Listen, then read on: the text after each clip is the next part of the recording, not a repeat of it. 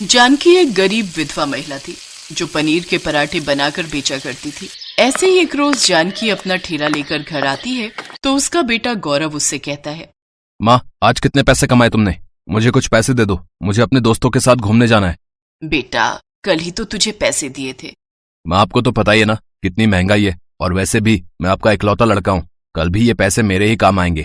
बेटा, मुझे अभी तेरी शादी के लिए भी पैसे रखने हैं। वो मैं नहीं जानता। एक तो आपने वैसे भी मेरे दोस्तों में मेरी बेइज्जती करवा रखी है। आपको पता है सब मुझे गरीब पनीर पराठे वाली का बेटा बोलकर कितना चिढ़ाते हैं। आप कुछ ढंग का काम भी नहीं कर सकती हो क्या? बेचारी जानकी रोते हुए चुपचाप उसे कुछ पैसे निकाल कर दे देती है। वो पैसे लेकर गौरव वहां से चला जाता है। हे ऊपर वाले, ये तूने मुझ पर कैसा अत्याचार किया है। पहले मेरे पति को मुझसे छीन लिया, फिर गरीबी की मार मुझ पर डाल दी, और अब मेरे बेटे को अपनी माँ के काम पर शर्मिंदगी महसूस हो रही है। ऐसे ही वक्त गुजरता जाता है। जानकी धीरे धीरे अपने काम से कुछ पैसे जोड़ लेती है।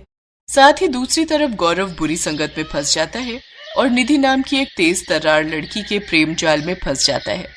वो अक्सर गौरव से नई नई चीजों की डिमांड करती थी, जिसके लिए गौरव अपनी माँ से लड़ झगड़ कर पैसे लेता था। एक रोज जानकी काम से लौटते वक्त गौरव और निधि को एक साथ देख लेती है।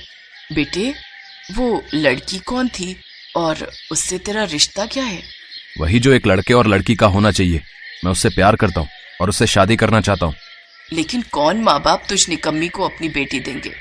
माँ, आप हो तो पनीर पराठे का ठेला लगाकर इतना तो कमाई लेती हो कि मेरा और मेरी बीवी का पेट पाल सको। मुझे कुछ नहीं सुनना। अगर निधि से मेरी शादी नहीं हुई तो मैं अपनी जान दे दूंगा। हाँ। अपने बेटे की खुशी के आगे जानकी झुक जाती है और निधि के माता पिता से जाकर दोनों का रिश्ता पक्का कराती है।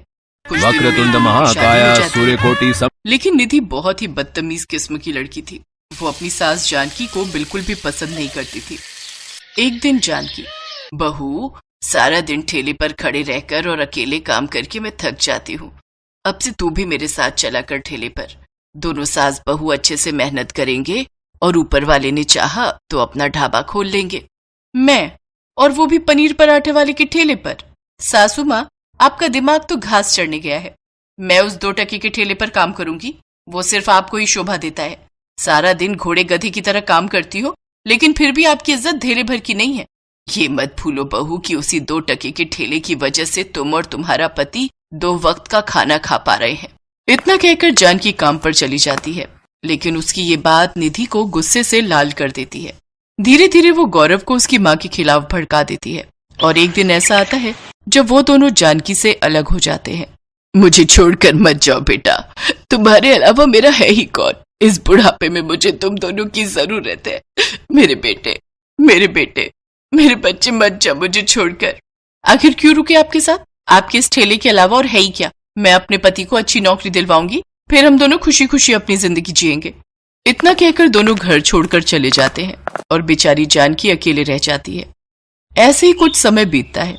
जानकी अब और बूढ़ी हो चली थी, जिस वजह से उसकी तबीयत खराब रहने लगती है, लेकिन फिर भी वो अपना काम करती रहती है। तो वहीं दूसरी तरफ गौरव की अब तक कोई नौकरी नहीं लगी थी। साथ ही निधि भी गर्भवती हो जाती है, जिस कारण वो कर्ज के बोझ तले दबते जाते हैं। ऐसे ही एक शाम कुछ गुंडे उनके घर आकर धमकी देते हैं। ओए गौरव, ओए तूने हमें बहुत बेवकूफ बना लिया बे। आज तो हम अपने पैसे लेकर ही जाएंगे।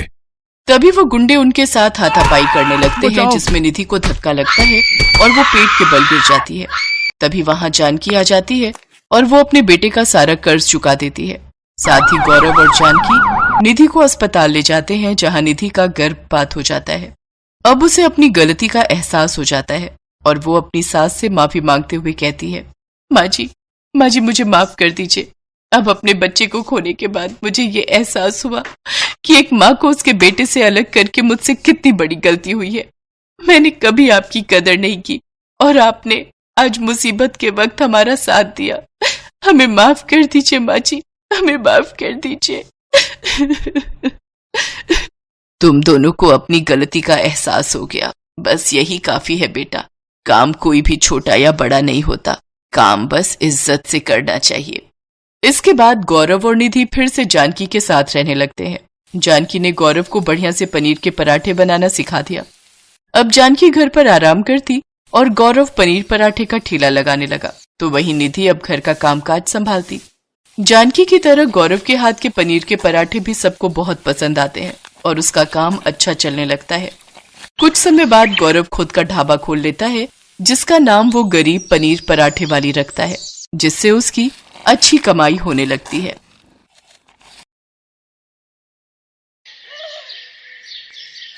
जसमीत एक सरकारी कॉलेज में पढ़ती थी। उसके बाबूजी नरेंद्र एक कपड़ा मिल में नौकरी करते थे। जसमीत की मम्मी वर्षा घर के बराबर में ही एक होटल वाले को रोजाना के पराठे और रोटी बना कर देती थी। कुल मिलाकर घर का गुजारा हो रहा था। पर एक शाम, वर्षा, आज सुबह से ही सीने में बहुत दर्द हो रहा है, लगता है ज्यादा बढ़ रहा है। जसमीत, जल्दी आ, तेरे बाबूजी की तबीयत खराब हो रही है। बाबूजी, क्या हुआ? मैं ऑटो लेकर आती हूँ। जसमीत और वर्षा नरेंद्र को हॉस्पिटल लेकर जाती हैं। डॉक्टर नरेंद्र का ईसीजी करता है और उसमें कुछ कमियां आती हैं। अभी तो मैं कुछ दवाइयां लिखकर दे रहा हूँ। यदि इन्होंने ज्यादा अपने शरीर से काम लिया तो दिल की बीमारी भी हो सकती है और यकीनन आगे चलकर ये हानिकारक है। बाबूजी, अब आप कुछ दिन बिल्कुल काम पर नहीं जाओगे, बस घर पर आराम करोगे। पर जसमीत बेटा, अगर मैं काम पर नहीं गया तो मुझे तनख्वाह काट कर मिलेगी और मिल के मालिक मेरी जगह किसी और को नौकरी दे देंगे। पर बाबूजी, आपकी तबीयत भी ठीक नहीं रहती है। डॉक्टर ने आपको आराम करने के लिए बोला है। कुछ नहीं होगा बेटा, तू मेरी चिंता मत कर। वर्षा, मेरा रोटी का डिब्बा बांध दे, मैं चला जाता हूँ। पिछले 3 दिन से नहीं गया, इतनी छुट्टियाँ लेना मेरे लिए सही नहीं होगा। नरेंद्र काम पर चला जाता है। पर आओ नरेंद्र, इससे मिलो, ये नया वर्कर तुम्हारी जगह काम करेगा। वो ऐसा है कि मुझे पता चला है कि तुम्हारी तबीयत ठीक नहीं रहती है, इसलिए डॉक्टर ने तुम्हें बेड रेस्ट बोला है। हमारी मिल को तो ऐसे वर्कर की जरूरत होती है जो चुस्त हो, मेहनती हो और अच्छा काम कर सके। तुम्हारी तबीयत को देखकर मुझे नहीं लगता कि तुम ज्यादा दिन मेहनत के साथ काम कर पाओगे, और अचानक भगवान न करे तुम्हें कुछ हो जाता है तो बात हमारे ऊपर भी आ सकती है। तो इसलिए मैं तुम्हारा हिसाब कर रहा हूँ, तो तुम कहीं और काम ढूंढ लो। पर सर जी, एकदम से मेरा काम छूट जाएगा तो मेरे लिए बहुत मुश्किल हो जाएगी। ऐसा न कीजिए सर जी। नरेंद्र, मैं अपने बिजनेस के साथ कोई रिस्क नहीं लेना चाहता। मुझे माफ करो। बाकी ये तुम्हारे 8 दिन के इस महीने के पैसे जो तुमने काम किया था, लो। नरेंद्र निराश होकर घर आ जाता है। वर्षा और जसमीत भी नरेंद्र से सारी बात जानकर बहुत दुखी होती हैं। नरेंद्र अब निराश और परेशान रहने लगा था। इसी कारण उसकी तबीयत और खराब रहने लगी। नरेंद्र ने चिंता में पूरी तरह बिस्तर पकड़ लिया। ये सब क्या हो गया? भगवान, ये कैसा दुखों का पहाड़ टूट गया है हमारे घर पर। मम्मी, चुप हो जाओ, प्लीज मत रो। आप ही तो मेरी और बाबूजी की हिम्मत हो। वर्षा, मेरे कारण तुम दोनों भी परेशान हो रही हो। मेरी बीमारी ने तुम्हें भी पैसों के लिए मोहताज कर दिया है। नहीं नहीं, देखो, मैं नहीं घबरा रही। अच्छा, आप दवाई ले लो और बिल्कुल चिंता मत करो। जसमीत, जा बेटा, वो दरवाजे पर होटल वाले भैया आए हैं, उनको पराठे पकड़ा दे, मैंने बनाकर रख दिए थे। भैया, अगर 2 टाइम के भी बनवाने हो तो बता देना, मैं बना दिया करूंगी। ठीक है बहन जी, मैं मालिक को बोल दूंगा। अभी तो सिर्फ दोपहर के लिए ही बोले हैं।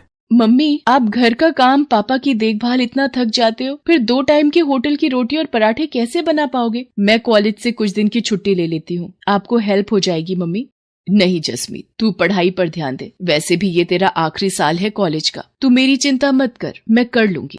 वर्षा दिन भर काम करके अब थक भी जाती थी। नरेंद्र की देखभाल, दवाइयाँ और घर का खर्चा सब उसी के सिर पर था। एक दोपहर जब जसमीत कॉलेज से घर आई, मम्मी, ये देखो, हमारे शहर में पराठे प्रतियोगिता होने वाली है। सबसे अनोखा पराठा के नाम से जीतने वाले को 50,000 रुपए का इनाम दिया जाएगा। मम्मी, आप इस प्रतियोगिता में ट्राई करो ना, देखना आप ही जीतोगी।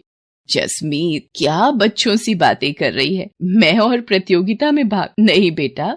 पर मम्मी, इस प्रतियोगिता में भाग लेने में हर्जी क्या है? ट्राई तो करो, हो सकता है आपके बनाए हुए पराठे बहुत ही पसंद आए और आप इस सबसे अनोखा पराठा प्रतियोगिता को जीत जाओ। देखो, अगर आप जीत गए तो 50,000 रुपए से बहुत कुछ कर सकते हो। मम्मी, प्लीज मम्मी, आप मेरे लिए एक बार इस प्रतियोगिता में भाग लो तो सही। मैं आपका फॉर्म भर रही हूँ, आपको इस प्रतियोगिता में भाग लेना ही होगा। वर्षा, अगर जसमीत का मन है तो तुम प्रतियोगिता में भाग ले लो। जसमीत सही कह रही है। हो सकता है कि तुम प्रतियोगिता में जीत जाओ। जीतना हारना तो भगवान के हाथों में होता है, पर बिना भाग लिए हार मान लेना ये भी तो सही नहीं है ना। तुम्हें अपने हुनर को दिखाना चाहिए, छिपाना नहीं। ठीक है, अगर तुम दोनों कहते हो तो मैं इस प्रतियोगिता में भाग ले लेती हूँ। ये हुई ना बात मम्मी। पर आप कौन सा पराठा बनाओगे जिससे आप ये प्रतियोगिता जीत जाओ? ये सोचना पड़ेगा। एक्सक्यूज मी मैम, आपका पिज्जा ऑर्डर था इस पते पर? भैया वो सेम एड्रेस हमारी पीछे वाली गली में है, वहाँ का ऑर्डर होगा। हमारी बैक साइड के घर का भी यही पता है। पिज्जा का नाम सुनकर तो मम्मी मेरे मुंह में पानी आ गया। गलती से वो डिलीवरी करने वाला भैया हमारे घर पर आ गया था। मम्मी क्या आप पराठे को पिज्जा का लुक दे सकते हो? एक नए तरीके का पराठा? कोशिश कर सकती हूँ, तू मुझे पिज्जा में लगाने वाला सामान ला दे। जसमीत वर्षा को सारा सामान लाकर दे देती है। वर्षा अपनी मेहनत और कोशिश से एक पिज्जा पराठा बनाती है। मम्मी ये पिज्जा पराठा तो बहुत ही टेस्टी बना है और देखने में भी कितना सुंदर लग रहा है। मम्मी क्यों ना आप यही पिज्जा पराठा सबसे अनोखा पराठा प्रतियोगिता के लिए बनाओ। जसमीत की बात मानकर वर्षा प्रतियोगिता में पिज्जा पराठा बनाती है। प्रतियोगिता में बहुत से लोगों ने हिस्सेदारी की थी, पर वर्षा के हाथ का बना पिज्जा पराठा देखकर जज करने वाले शेफ बहुत ही चकित रह जाते हैं। दोस्तों, बहुत से पराठे देखे पर ये पिज्जा पराठा पहली बार देखा। वर्षा जी ने इस पिज्जा पराठे पर लेयर बनाकर इसे बहुत ही खूबसूरत ढंग से प्रेजेंट किया है और खाने में भी ये बहुत ही स्वादिष्ट पराठा है। इसके लिए हम सभी जजेस की सहमति से वर्षा जी को सबसे अनोखा पराठा प्रतियोगिता की विजेता घोषित किया जाता है और ये 50,000 का नकद इनाम भी इन्हें दिया जाता है। रोहित, एक अनाउंसमेंट मुझे भी करनी है। वर्षा जी ने जिस तरह आज पिज्जा पराठा एक नए तरीके से यहाँ पर प्रस्तुत किया, ये देखकर मुझे काफी प्रसन्नता हुई है। मैं चाहता हूँ वर्षा जी मेरे साथ मेरे अपने कुकिंग टीवी शो में हिस्सा लें और मेरे शो का हिस्सा बने। इसी के साथ तालियों की गड़गड़ाहट के बीच वर्षा की आंखों में खुशी के आंसू आ जाते हैं। वो अपनी बेटी जसमीत को गले से लगा लेती है। थैंक यू सर, आपने मुझे इस काबिल समझा। आप लोगों का बहुत बहुत शुक्रिया। ये सब मेरी बेटी जसमीत और मेरे पति नरेंद्र की वजह से ही संभव हुआ है। इन दोनों ने ही मुझे प्रोत्साहित किया और मैंने प्रतियोगिता में हिस्सा लिया। आपका लाख लाख शुक्रिया प्रभु, आपने मेरी जिंदगी को एक नया मोड़ दिया है। Love you mummy. मेहनत और लगन से व्यक्ति अपने जीवन में बहुत कुछ हासिल कर सकता है और यही वर्षा ने कर दिखाया। धीरे धीरे वर्षा के पिज्जा पराठे की प्रसिद्धि दूर दूर तक फैलने लगी। पिज्जा पराठा के नाम से वर्षा ने एक नया होटल खोल लिया। साथ ही साथ टीवी शो के द्वारा वर्षा के चेहरे को नई पहचान मिली। नरेंद्र भी ये सब देखकर बहुत खुश था। धीरे धीरे उसकी तबीयत में भी सुधार आने लगा था और अब वो और जसमीत दोनों वर्षा के होटल के काम में उसका साथ देते थे। मेहनत और लगन से एक पिज्जा पराठा वाली को सफलता की ऊंचाई पर चढ़ने की नई सीढ़ी मिल गई थी।